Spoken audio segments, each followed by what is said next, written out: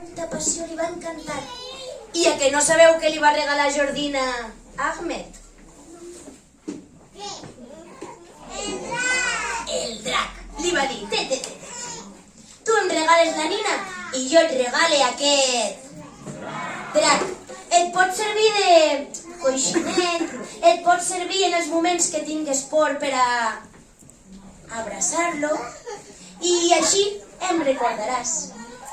Aleshores Ahmed, molt emocionat, va agafar el drac i se'l va emportar amb aquella barqueta a un destí incert, a saber on.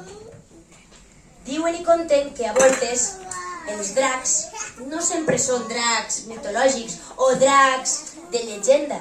A voltes els dracs són coses reals que ens passen en la vida i que podem afrontar. Sobretot si tenim algú que ens pot ajudar. I conte contat, conte acabat. I aquesta llegenda de Sant Jordi ha finalitzat.